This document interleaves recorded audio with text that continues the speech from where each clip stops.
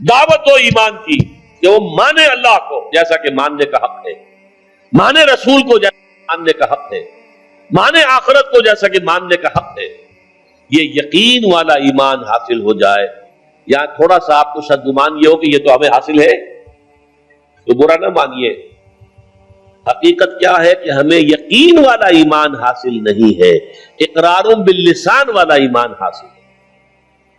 ایمان مجمل کی تعریف آپ نے یاد کی ہوگی بچپن میں.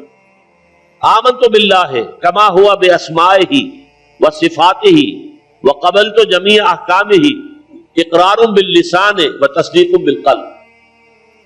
اقرار باللسان سے ایک آدمی مسلمان بن جاتا ہے، تصدیق بالقلب سے مومن بنتا ہے. جب دل میں یقین بن جائے، اگر ہم اپنے گریبانوں میں جھانکیں وہ یقین نہیں ہے. کیا یقین ہے یہ قرآن اللہ کی کتاب ہے؟ اگر یقین ہوتا تو ہم اسے بے اعتنائی برتتے، اسے سمجھنے کے لیے عربی زبان نہ سیکھتے، اس کو دن اور رات کے اوقات میں تلاوت نہ کرتے، اس کے گہرائیوں کے اندر غوطہ زنی نہ کرتے. یقین اگر ہوتا، یقین نہیں ہے. یقین پیدا کرے ناداں یقین سے ہاتھ آتی ہے، وہ درویشی کے جس کے سامنے جھکتی ہے فقوری.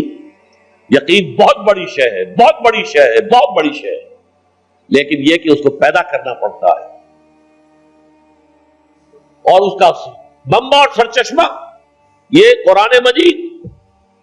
مولانا ظفر علی خان کا شعر ہے بڑا پیارا، وہ جنس نہیں ایمان جسے لے آئیں دکانیں فلسفہ سے، ڈھونڈے سے عاقل کو یہ قرآن کے سپاروں، قرآن کے سپاروں میں غوطہ زنی کرو، تدبر کرو. افلا یتدبرون القرآن ام علی قلوب اقفالھا، تو دل میں یقین پیدا ہو.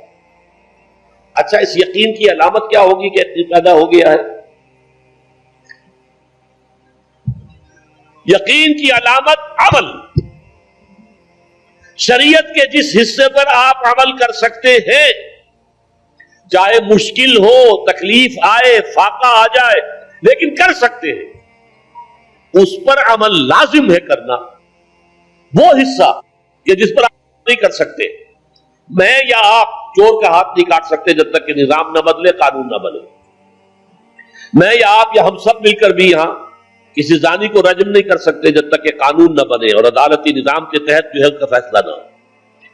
ان چیزوں کو تو ہم نہیں کر سکتے، لیکن جو کام ہم کر سکتے ہیں، سود سے براہ راست تو ملوث نہ ہو، اپنے گھروں میں پردہ تو قائم کرے، اپنی معاش میں سے حرام شے تو نکال دے، فرائض تو ادا کرے، نماز، روزہ، حج، زکات. یعنی دین کے جس حکم پر ہم عمل کر سکتے ہو، چاہے اگر آپ شرعی پردہ نافذ کریں گے لوگ کہیں گے دقیانوسی ہیں، یہ اگلے وقتوں کے ہیں، یہ لوگ انہیں کچھ نہ کہو. آپ کا سوشل بائیکاٹ بھی ہو سکتا ہے، آپ کو اپنے بچوں کے رشتوں کے لالے پڑ سکتے ہیں. ان کے ہاں کون کرے؟ یہ لوگ جو ہے یہ تو ان کے آپ شرعی پردہ، یہ سارا کچھ ہوگا، لیکن کر سکتے ہیں آپ. کوئی قانون نہیں بنا ہے اس ملک میں کہ عورت برقع نہ پہنے. کسی نے قانون بنایا؟ پھر اگر اتارا تو کس نے اتارا؟ خود اتارا نا ہم نے.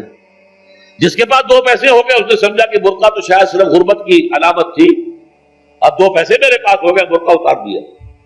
چادر آ گئی، پھر چادر اتنی، دوپٹہ رہ گیا، وہ دوپٹہ بھی صرف رسی بن کر گلے کے اندر پڑ گیا. اللہ اللہ خیر صلی اللہ.